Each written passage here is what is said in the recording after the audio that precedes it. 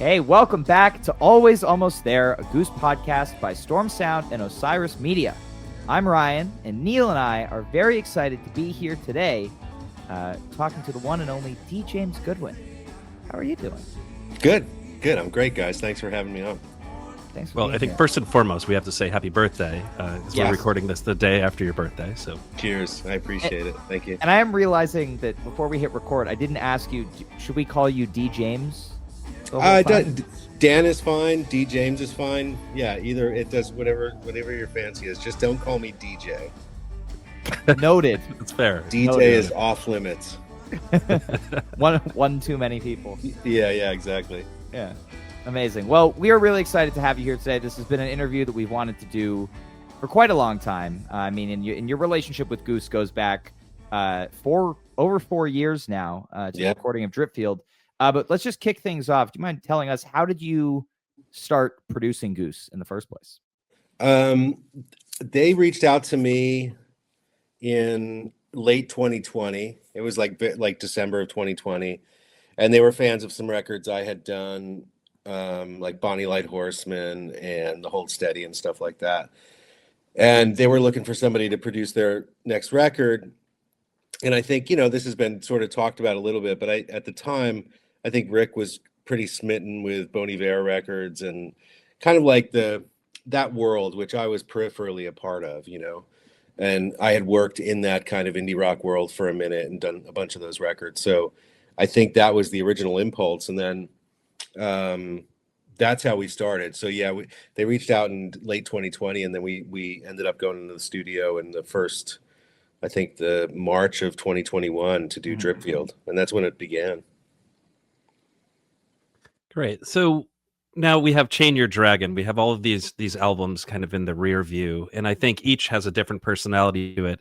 And then when we look at Chain Yer Dragon, it feels like an effort to, and this is almost cliche at this point with, I think, jam band records, where we say we're trying to capture the live experience. But I think to our ears, we think this is one of the best capturing of a live experience that we've heard from a jam band record. Sure. And so I guess our question centers around, was there intention around capturing that sound? Yeah, definitely. Definitely. I mean, when we did, just going back to Dripfield, when we did Dripfield, the intention, at least from the band's perspective, was to really subvert the jam band thing and to kind of like go into the indie aesthetic a little more, and which was a big reason for bringing somebody like me in. And then when we made Everything Must Go, the impulse was to not exactly do what we did for Dripfield, but to capture more of the live band thing, and also to be a bit more free about, if something just felt good, like if a long guitar solo felt good, we leave it and not kind of screw around with it, which I was super psyched about, because even Dripfield, even though it's a very like aesthetically curated record, it's mostly tracked live. And so I'm always into live performance. I don't want to build stuff in the studio. It's like, I'd rather have the band in the room cutting live. The only thing we really replace is like maybe the vocals, if they're scratch vocals or something. But largely Dripfield was recorded live. And the idea, I think people have this sense that Dripfield was this like constructed record. And even I think that extended into Everything Must Go. But the truth is, like, you don't get energy like that by constructing it. There's some stuff on Everything Must Go, for instance, that just is so energetic that only comes from a live performance, even if the end product sounds more sort of polished and arranged, which is also something that I love. But then going into Chain Yer Dragon, the idea was, we want to strip out the extraneous stuff.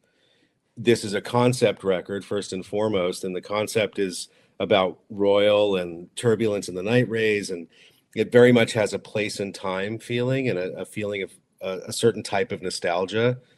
And I think the real impulse there was, let's capture the band live as much as possible. There are overdubs. We obviously overdubbed some stuff, but there were tons of extended jams. And even people will be surprised to hear this, but I lobbied hard for a really, really, really long Factory Fiction. Yes. I wanted Factory to just be like the whole side of a record. You know what I mean? Yeah. Which is what it ended up being. And I thought that, for one, the fans wanted that. For you know, I don't typically, like, I don't make records for fans per se, not to say that I don't care about their opinions, No, but but you shouldn't. yeah, well, like, we're trying to make it feel good to us in the room first and Mhm. foremost. And the fact that Factory is like almost 18 minutes long, it felt good to us in the room. And it was like, why would we neuter this? It just feels great, you know? Yeah. And the same really applied for everything. I mean, Madalena is very decidedly a pop song, but we kind of treated it like it was just a band in a room, and it's exactly how we tracked it.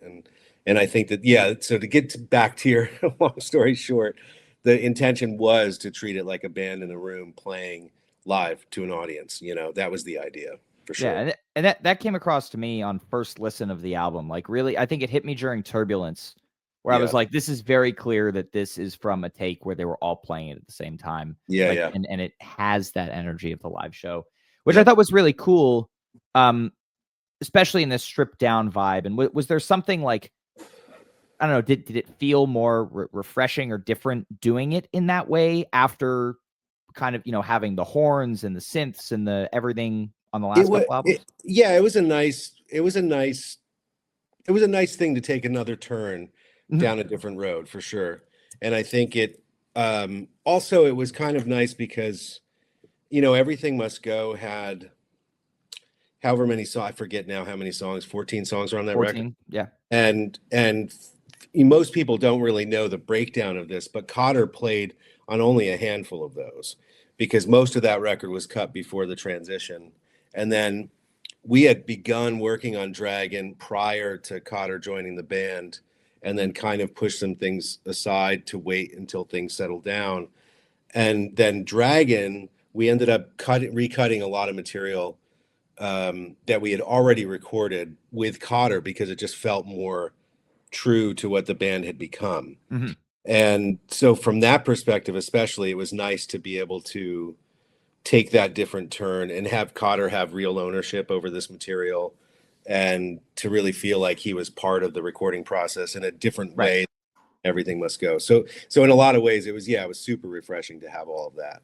And it was also refreshing to have moments where the band could really be unconcerned with like time, or unconcerned with, like pop arrangements and when does the chorus come back in and stuff like that. Things that would like normally not plague, but normally you'd be focused on if you're making a record. But in this case, the idea was like, let's get rid of all that. We'll make the songs feel good, of course, but like if it feels like it needs a moment to breathe and we're going to take 16 bars to do that rather than the normal 4, then great, that's what we do. We're just like following instinct, and that was very fun to do. Right. And that's really cool hearing you talk about this, especially now that we've learned recently that most of the album was cut this past March, which is when we interviewed Rick. Yeah. And he kind of talked about an album being a snapshot in time versus like a painting or Sure. movie kind of metaphor. And so that's really cool, kind of knowing at that time they were making that snapshot album and there was a choice to recut some of the stuff so it was that snapshot. Yeah. It just didn't feel, when we went back and revisited some of the things we had already recorded, it didn't feel true to what the band was doing. Mhm. And obviously there are some tracks with Ben on it on the record that did feel good, and they were kind of like they felt like they were of that time and place as a band. And then the new material just felt like it needed to be truer to what the band had become. Mhm. And it's a very different, I mean, I think anybody can recognize it's an incredibly different band jam wise than it was 2 years ago. Yes. Yeah, for sure. We do know this. Yeah. Which also was a thing. I mean, like, I'll say from my perspective, I love, I mean, I think the impression that a lot of people have of my thing is that I'm like a pop producer. But the truth is, most of my favorite records are improvised jazz records. Like most of the Miles Davis Electric Period stuff, like Bitches Brew, In a Silent Way, very improvised, long form. That's my favorite music. And like, that's my desert island music. So for me, jams are actually they're part of my language. It's just that Mhm. I never connected with certain types of jams. And I think maybe in the past with Goose, if it was more of the 4 on the floor kind of dance jams, I wasn't connecting with that as much in a studio setting, because to me that's like a live energy. It's an energetic exchange in the room that you're just not getting on record. But if a band takes a different approach, which Goose is now doing, where it's darker, it's maybe a little more interweaved with other languages and stuff, and it's not so party time necessarily, that's a lot more compelling to me on record. And I think I've become much more gracious about my desire to have those jams on the record, because they feel more complex and more intellectually satisfying to me now than they used to. Yeah, and the interesting thing about this record, it's a modern snapshot of who this band is, but many of these songs have been written since before Goose even existed. It's largely a pseudo record to some degree. And I think in a way that applies a cohesiveness to this record that lies underneath that I don't think many people know. But what was it like working with Matt Campbell on this record? As a musician, because I think he does play some spots on this record, and as a songwriter who really helped craft these songs from beginning to end. Yeah, I mean, that was huge. I met Matt, I think in 2022. Matt, Rick, and I were working on something separate from Goose, and that's the first time I had met Matt. And I just loved him. I thought he was great. And then he was around for most of the making of Everything Must Go, because there were a couple of Matt and Rick songs on that record. And I think Matt just wanted to be kind of a fly on the wall and be part of the process. And then with this record, obviously, he was much more integral, because all the songs were written with Matt, and Rick and Matt had a vision for it. And I thought it was crucial that Matt was there, for one, but also to have another person, because like when we're tracking a lot historically in the studio, I'm also playing a lot. And I have a lot of parts on the record, and oftentimes when they're tracking, I'll be tracking in the control room alongside them, but maybe they won't listen to it because I'm still like working out some ideas. But in this case, I was just like, I'm going to sit back and just purely listen. But Matt filled space in a nice way when he was playing a keyboard part or an additional piano part or something. And that, for an energetic thing, was huge in the studio.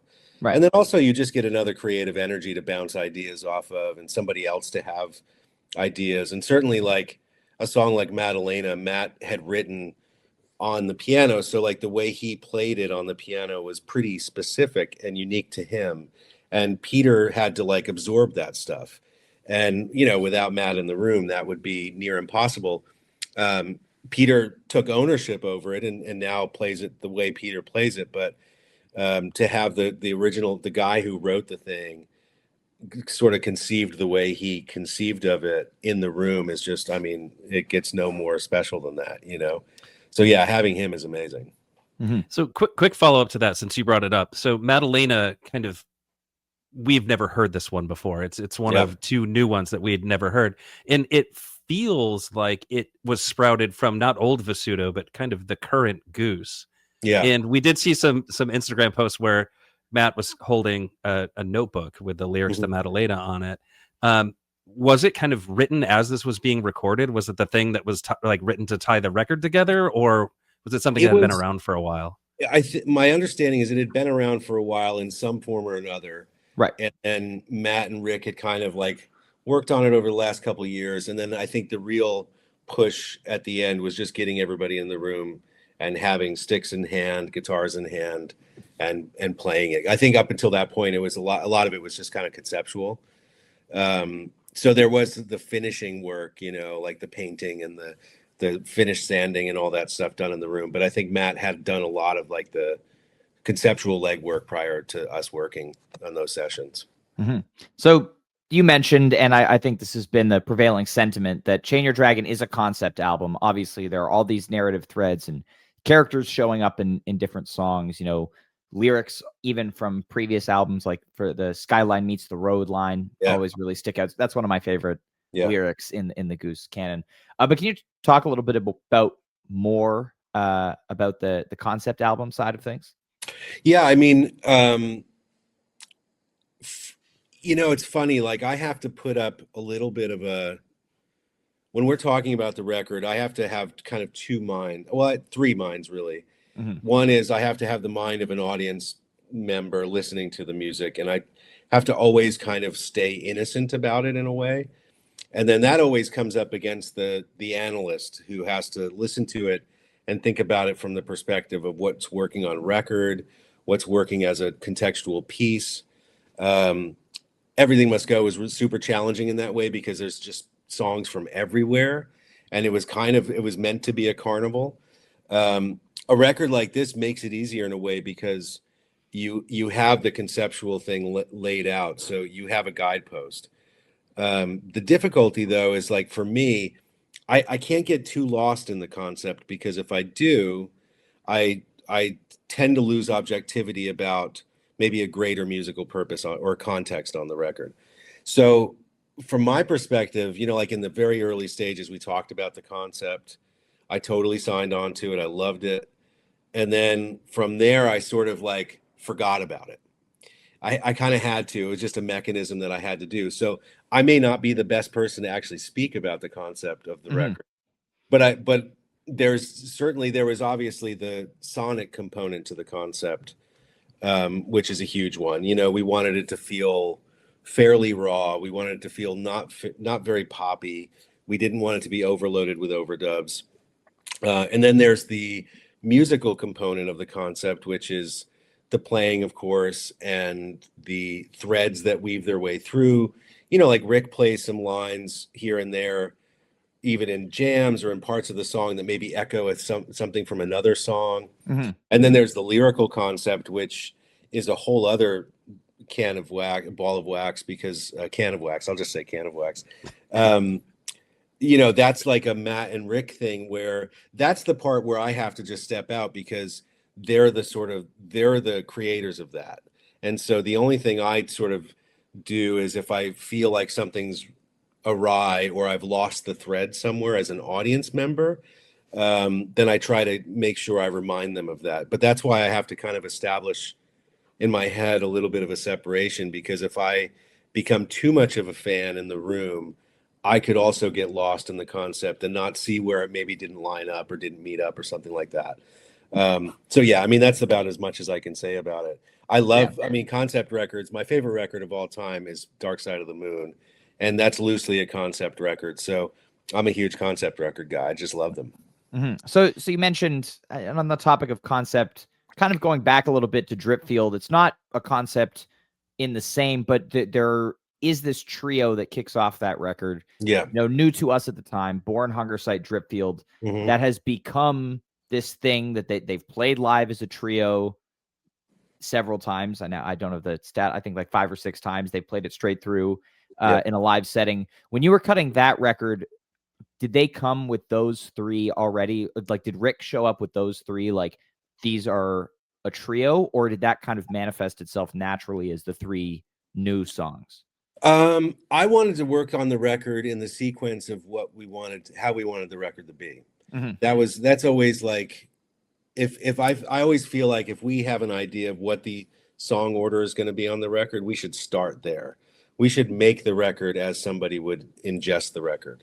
That's cool. Just because like I sort of want us to always be in that narrative arc. So if we're in the beginning stages, like that wonderment, you have the wonderment of what's happening. And then by the time you're in the middle of the record, you've long been in the world. So you have to find new ways to do certain things, and you want to experience certain things. But if you start working on the record in the middle of the record, it doesn't make any sense. You know what I mean? Now, sometimes you can't avoid it. I think on Everything Must Go, just because of the fractured nature of the process, we kind of didn't have a conception of what that sequence would be. But with Dripfield, yeah, Rick had those 3 songs kind of in the hopper ready to go. And he was like, what do you think about these as the first 3 songs? And I was like super in, because they're amazing songs for one. And I also liked the fact that nobody had heard them before. So to me, that was really compelling too. I thought that was a cool way to like start a new Goose record, a new era of Goose at the time. Yeah. Yeah. I recall. Oh, go ahead. No, in this record, we always knew that Hot Love was going to be first, but we didn't work on it. We never worked on it in the previous sessions. And again, like we had started working on Dragon previous to Cotter joining the band, but it was in a really fractured way. So once that transition happened, I think we all kind of like took a step back and assessed what we had done and made the group decision to like go into it in a more specific, dedicated way and get rid of the stuff that we felt it wasn't representative anymore. And from that perspective, we cut Hot Love for the first time with Cotter, and we started from that point and then just moved forward like that. So maybe that's why they like opening with it so much. Yeah, could be. It's a great open a lot of shows with it. Yeah, it is. It's a great an opener. excellent one. Yeah, you get a couple solos, drum break. It's all. I mean, the drum break thing is awesome, and I feel like Cotter really like stepped into it. You know, he's like the way he's grown as a person, of course, but as a player with these guys is because he was like from the minute I heard him play with these guys, I knew he was special. I knew the whole thing was special. But to see him now take ownership of these things, because it's very hard, you know, coming in with a guy like Ben, Ben is a great drummer, a completely different style of drummer, and to come into this world that's already been created, that's super vociferous about its support and its loathing. Word. Right. You know, it's like what he stepped into is incredibly difficult, and I have to give him just tremendous props for like owning the seat and really making it his own thing. It's kind of incredible, actually. Mm-hmm. Yeah, we've had conversations with him where he just kind of talks about like I had to throw everything out the window about like my own opinions about my own playing because like I just had to do this new thing, you know, totally, because it was what it was. So just real quick on the topic of projects, because it feels like there have been several different projects that get attacked with the band when, you know, they do stuff. So there's this idea of like doing a record, and there's this idea of like doing this thing that we've always wanted to do. So I think of Autumn Crossing, that feels like that was probably on Rick's list of like, I got to get this one done and I got to have this project. Chain Yer Dragon, same thing. Yeah. So like, was Chain Yer Dragon something that was talked about for a while? Like, yeah, let's do the Dragon. Like, you know, we're going to do this one next, or we're going to start it here, or, you know, finish it later. Yeah. Sometime in 2022, Rick and I had a long call and talked about just kind of like upcoming things. And he was like, I want to, you know, go in and start working on a new record. And he started sending me stuff. And most of that stuff was the stuff for Everything Must Go. But then before we got into the studio, he called me like a week before and he was like, okay, you're going to kill me. But I also kind of want to work on this other record at the same time. It's like burning a hole in me. Matt and I have really like reconnected and because there was a while that Matt and Rick weren't working together as much. Mm-hmm. They were just like doing their own thing. And I think they had reconnected and gotten really comfortable with each other again in the course of the intervening year. And then, he called me and he was like, you're going to kill me, but I want to work on this other record too at the same time. How do we do this? And I was like, oh, shit. Okay. So how do we work on like 21 songs at the same time, you know? But yeah, so to the long story short is, yes, he had it burning in him and he wanted to do this. And that's kind of how we went into it. So one thing about Goose is that Rick seems to have a back catalog of songs that are incredible that he wrote when he was 13, and he continues to pull them out. And so the burning question is like, are there more projects like this? Like, is there, and obviously you can't answer specifics about this, but is there a kind of a long-term roadmap of, all right, so these are like album things that we got to do, and then these are things that we really got to record because we love them? Yeah, there's definitely, Rick has, I think, an internal roadmap, one which he's shared with me a bit of, or a lot of. And I think, I wouldn't say he's got it mapped out per se, but he definitely has a list of things he wants to finish, you know, and in an order maybe that he wants to work on them in. Right. And yes, there's other stuff that has not been in the world yet, you know, that we've worked on intermittently, and there's stuff that we're working on as we speak. And yeah, it's like the gears are constantly turning. Mm-hmm. What I love about Rick is he's completely creatively insatiable. And he's like me in that sense. Like, he doesn't want to stop learning and stop forging new ways to do things. And to me, like, that's the coolest thing about knowing him and working with these guys in general. And they all feel like that. I mean, I say Rick, but I mean that really for all of them, but Rick especially, because we have such a close relationship. He's just always pushing forward. both in his playing and his writing and what he wants to express creatively. Mhm. And like, you know, we'll be sitting in the room talking about something, and then, you know, he maybe disappears, and then you see him and he's in his bedroom or in the kitchen or something, just like shedding guitar for an hour. And it's like, I've made a lot of fucking records with a lot of fucking people, and most people don't do that. And it's amazing to see that. It's just so cool to see that, you know? Yeah. Well, one of the things that you mentioned that kind of stuck out to me was, you know, saying how Rick came to you as part of this reconnection with Matt and was like, I want to do Dragon. And to me, I'm curious if you guys had a conversation about songs like Silver Rising and California Magic that were some of the first songs they wrote together after reconnecting, that wound up on Everything Must Go. Was there a conscious effort to be like, well, we're going to do our older stuff, you know, like the Visuto era songs, or did it just kind of naturally fall into place that way? I think it just kind of naturally fell into place with the subject matter of what was going to end up being on Dragon. So whatever was in a good place, like California Magic is one of my favorite tracks from Everything Must Go, but it didn't fit the narrative of Dragon, so it was clear that it was gonna end up on Everything Must Go. Mm-hmm. And I think at a certain point, I know that Rick likes to have these conceptual frameworks for a record. I think that's important for him. And I think the struggle in the very beginning of Everything Must Go was not necessarily having that.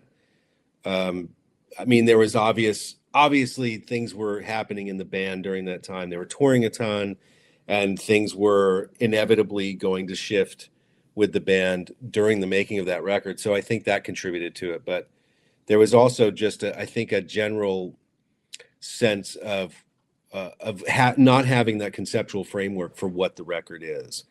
And that developed over time. It developed over time into like, well, actually, this is kind of a grab bag of all of these different languages from Goose's repertoire and their eras. And it seemed to make sense. And it wasn't a lazy way to categorize the record at all. Even though at the time, I think maybe internally we were all like, is that just a lazy way to conceptualize this record? But it actually wasn't. Mm-hmm. Whereas Dragon always had like a framework, and even Dripfield had a framework, I think, that was because, you know, it was post-COVID, so like they weren't touring a ton and they had time. So I think there was like a lot of creative energy into the conceptualizing of what Dripfield was going to be. And I think with Everything Must Go, you know, like after Dripfield came out, the band blew up, their touring schedule got insane, and I don't know that there was as much sort of creative time dedicated to figuring out what the record was going to be beforehand. So a lot of that was figuring it out in real time. Mm-hmm. Yeah. I don't know if that answered your question, actually. That might have been tangential, but Everything we do here is tangential. That's like Yeah. what we're experts at. That's kind of how we roll. Yeah. So in terms of touring, so since you brought this up, we now have some long gaps in touring. Does that come with a significant amount of recording? Is that something that you can talk about or no? Yeah. I mean, the long and short is yes. But these guys are gonna, you know, they're building in some time for themselves too, because they desperately need it, which is good. But yeah, I mean, there's stuff on the horizon. I can't talk much about it, but Of course, yeah.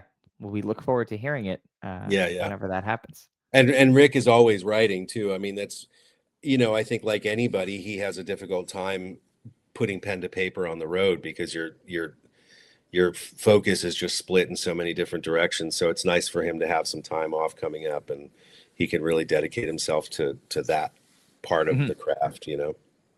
Right. I think it's like hard for people to remember that, like, as much as people want to see them live, and as much as touring is obviously a huge part of their identity, but like there's only so much you can do without the well running dry. You know what I mean? You have to. Would you say there's only so much you can take before you give it all away? Yeah. I thought you were about to say that. That was good. I'm not that quick on my feet. Yeah, sorry. That's my brain is just Yeah. That's why. So this record is an interesting record, and to me, it sounds very raw. It sounds like it captures the live experience really well. Those are the first two kind of adjectives that came to mind when I thought about it. And then, like, the more I listen to it, there's an appeal to this record that I think previous records haven't had. that I think a lot of people are hearing. So we have a friend of ours who's a rock and roll journalist, who's been on the podcast a couple times, named Josh Terry, lives out in Chicago, really great guy, brilliant guy. And he said the first morning after he had listened to this record, and I should preface this by saying, like, he's not a jam band guy. He's an indie rocker, and he's written about indie rock forever. And he has actually documented his transition into being a jam band guy over time. He's like listening to the Dead and, you know, listening to Goose and Gizzard and some other things. And his first reaction listening to this record is like, oh shit, I finally have a jam band record that I can share with my indie rock friends now. Which is a really interesting take. And I guess what that really tells me is that this record just has an I don't know what the word for it is right now, like an appeal that just reaches out to folks who are just really fans of music. And does that speak to you in any way? Or oh yeah, totally. I think, like, when I first heard Madalena, for instance, I just was like, I was floored. It Same. To me is like, it's just such a good rock and roll song. And that, me saying such a good rock and roll song, is literally what I mean. It is such a good rock and roll song. And I feel like so much of this record is just good rock and roll songs. And, you know, you can strip the jams out of every one of these tunes and they're still just great rock and roll songs. And I think that, to me, that's really from the musical perspective and the sonic perspective, that's the kind of narrative thread that I love weaving, where you're kind of placed into this world and it takes you there, and it's done in a timeless, and I'll just say classy way. Like, I feel like we approached this in just a classy way. We wanted the performances to be good, to be strong, to be energetic. We left mistakes in.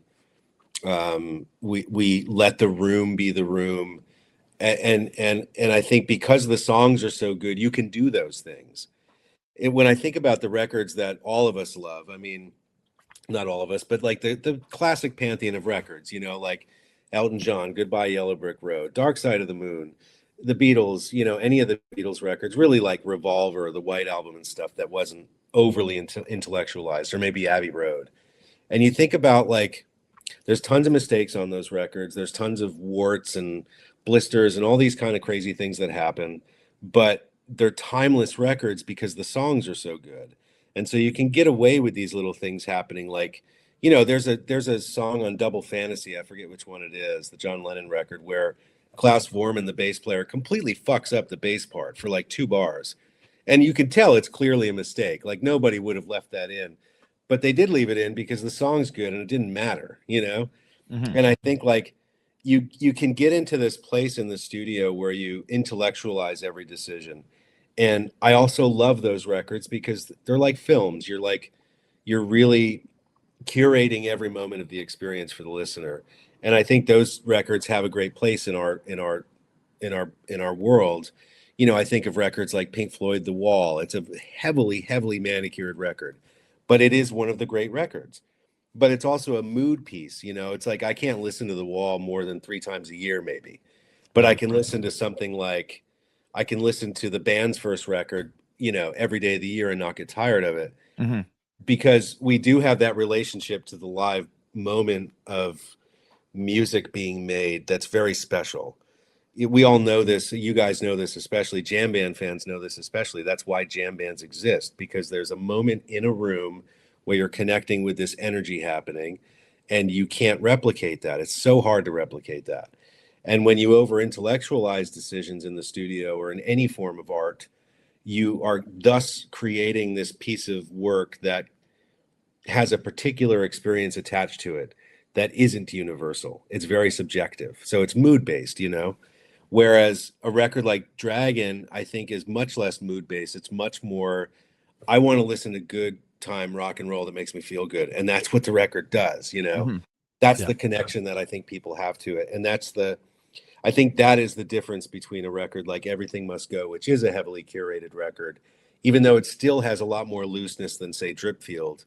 But Dragon is an entirely different beast in that regard, because we just did not over intellectualize our decision-making process. Right. And on the topic of kind of like it being that like raw kind of in the room sound, there are still some overdubs on this record and kind of layering of guitars and vocals and whatever. One thing that sticks out to me is I'm a keyboard player as well, and so I kind of zone in on some of that. And there are some really cool layers of keyboard on this record. You know, I think about the Mellotron, Dr. Darkness, a couple other things like that.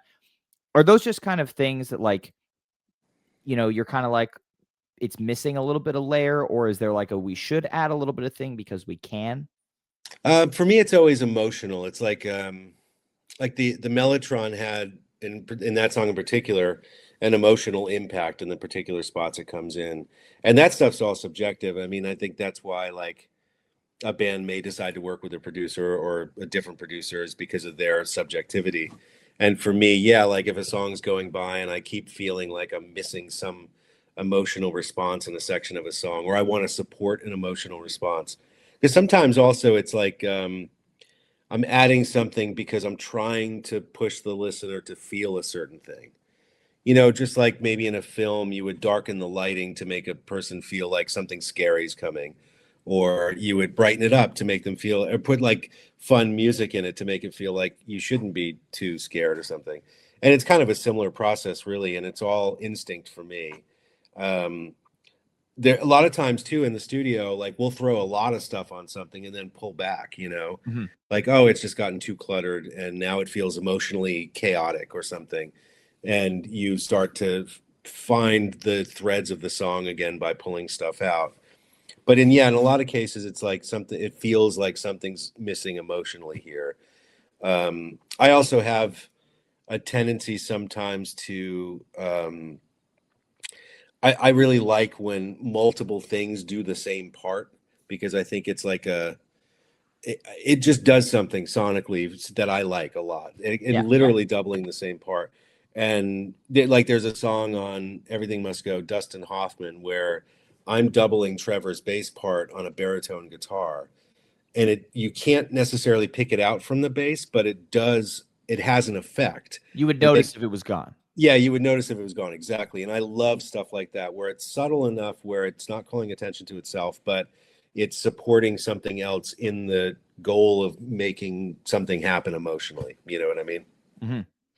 Yeah, so this brings me up to like something I've been dying to ask about, because I really do believe Mr. Action is one of the most transformed tracks on Chain Yer Dragon. There's something about how that translated from the live experience to the studio album that to me is incredible. And there are a couple pieces specifically that speak to me in this particular song. Like, I think Peter's approach to his solo in the song is fascinating and just very, very different. And then there's this kind of this underlying, you know, jangly rhythm guitar thing that doesn't exist in the live version. And then the Wurlitzer that kind of comes underneath. It's almost imperceptible. It makes you feel happy and you don't know that you're hearing it until you really focus in on it. So there's like a lot of little pieces happening there. What was the approach on this one? Because it feels like this song was like heavily augmented from the live version. Yeah. I think for me, I knew what the live version was getting at. You know, I knew what it was like scratching at, but it never quite, in any of the live recordings that I had heard up until the point we started working on it, it never quite did that thing for me. It was like some of the jams would get there if it ever like went out, you know, but it never quite, it just like almost got to that place where I was like really shaking my ass and really into it, you know? And I have this habit in the studio. Sometimes I can't help it, but I start visualizing scenes in a movie or something. And at some point during the tracking of that song, I started visualizing a music video, which I won't say because we may end up making it someday, but it's a really funny fucking music video. And it involves Peter as an ice cream man. That's all I'll say. Funnier than Austin Gamby in the Your Direction video? Yes, definitely. Okay. Although we did talk about him maybe being the ice cream man, but I think it's better as Peter with the mustache and everything. Yeah. But the long and short of the story is that when that starts to happen to me, I'm just following the muse. It's like then the doors of perception open, and it's like I start to see a way forward to make it do the things that I think it needs to do. And funny you mentioned the keyboard solo, because that keyboard solo came out of Peter. I blindfolded Peter while he played his synth solo on that track. Ooh. Because I felt like everything he had done, it was cool and it was fine, but I felt like he wasn't doing something new and exciting. in ways that he often does. Like most times in the studio, if Peter goes in for a solo, I'm super excited about, because he's like trying new stuff. And for whatever reason, I think he felt stuck in something there. And so I blindfolded him, and we ended up, that was the solo that came out of that. That's Which really cool. Also another funny story, we recut that solo again on clavinet, and at Peter's request, and then both of us decided that we had to go back to the other blindfolded synth solo. That synth tone too, it's just so good. It's very good, yeah. So on the topic, also just continuing in the vein of kind of the taking that live thing and reworking it in the studio, there are some things across all of the records you've done as far back as I think Slow Ready on Dripfield. You have stuff on Everything Must Go, Everything Must Go, for example. And on this one, like the ending to Rockdale, little bits like that, that are different to how the band plays that live. And whether it's a thing like Slow Ready, where they played it in that arrangement, I think twice, Everything Must Go, which has been played with, the strings and the whole thing since the album came out at Rockdale, which has yet to be played with that new outro. How do those things come about in the studio? Is that them? I mean, again, it's kind of a similar question I've posed before in a different scenario. Is that you being like, let's rework this ending because we can? Or is that the band being like, we kind of had this idea for a cool new take on it? They're all kind of unique. Slow Ready, for instance, was purely the band's impulse. I hadn't even heard the other version of So Ready at that point. So when we came in to work on Dripfield, they just showed me Slow Ready, and I loved it. Had they showed me So Ready, I would have also liked it, but I may not have voted to work on it for the record because it may not have fit the record for me. So maybe they preempted that by showing me Slow Ready. But Rockdale, I believe Rockdale was, I wanted to feel like I was leaving the bar, the Rockdale. And I had this feeling in my mind visually of like some guy sweeping the floor, somebody putting the chairs up on the table, while like two of the guys were playing piano and organ in the back. And that's kind of like just the feeling that I had and wanted to have at the end, because that jam is so good. And it's like one of my favorite jams they've ever done. Even though it's super simple, it just rocks so hard, and Cotter is just like fucking laying it down. And yeah, that's the feel. I just wanted to have that feeling. So we, that's what we went for. And those guys were into it. It also bore a relationship to the way they would play it acoustically, in that bridge that they would do, when they would do that song acoustically. It has a relationship there. So it didn't come out of thin air, but I think that was mostly my impulse. Yeah. That's really cool. Yeah. That I think that late night sweeping up the bar imagery is cool to hear that's where your mind went, because the first time I heard that, I immediately went to Springsteen, like Jungle Land. Sure. Like that kind of middle interlude type thing. And I feel like sweeping up a bar at the end of the night is a very Bruce Springsteen kind of vibe. Totally, 100%. Yeah. Yeah, Bruce Springsteen, Billy Joel, like in that world of songsmith, Mm-hmm. So just a question on, we've talked a lot about like writing songs with Rick and, or working on songs that Rick has written. And obviously there are no Peter songs on this record, but you're continuing to work with these guys. A thing that I'm curious about is you've now kind of been with these guys as they have grown up from being guys who played in bars to guys now who have played much larger places, and they've definitely changed as songwriters. So how has your work with both Peter and Rick changed as, the last 4 and some odd years have passed? That's a great question. It's tough to step outside of myself and give an objective description of how it's changed, but certainly like the dialogue is more open now. I feel like in the past, in the early time of us working together, I think there was a bit of like, and I don't even know that I did this. I think it was just the nature of working with each other for the first time, and those guys being younger than me, and me having a discography of records that they looked up to and admired. I think there was a bit of a giving up the power to me a bit, like on Dripfield and stuff. And as we've worked together more, I've just ceded more of the power back to them, for like decision making. And I just generally feel like we have a much more open dialogue. Like Peter can send me 15 songs and I can honestly tell him what I think about them and what I think works for a record and what doesn't. And same with Rick. Whereas like maybe during Dripfield era, it was more of a global, like, I don't want to work on this. Let's work on these from me, you know, because that was my way into the world. Like it wouldn't have been honest to myself if I had worked on songs that I didn't want to work on. And for instance, like Arrow, I never loved the live version of Arrow. I always liked what we did with it because that's just how I wanted to do it. And I don't think that situation would occur now because we'd either leave it off the record or we would find an alternative way to do it that fed what the band did and what I wanted to see from it. So it's a little bit more sort of like we're a little bit more open with our dialogue now than we would have been maybe 4 years ago. And I think these guys have just become better songwriters too. So it's like I have a little bit less need to say that I don't like a song because it's rare that I don't like a song, you know? I mean, when they first came to me, I think they sent me like 30 songs and I had to pick what I thought would make a good record, you know? Yeah. And it was pretty easy for me to throw a few aside and say, no, I don't think that makes a good record. I think this does. I don't think this does.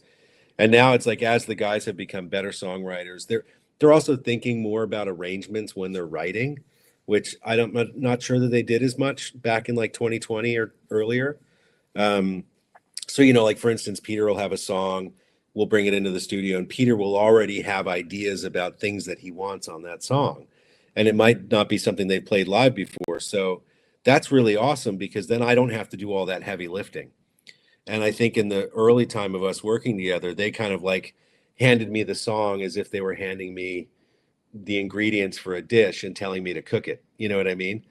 And now it's like we're all deciding what we want to eat and we're all cutting the vegetables and, you know, somebody's browning the meat. And, you know, it's like it's very much a much more open relationship now, which I prefer. I mean, I always prefer that because I feel like this material is more them. And like I said, I've also taken more of a back seat to playing less on the records because of that as well.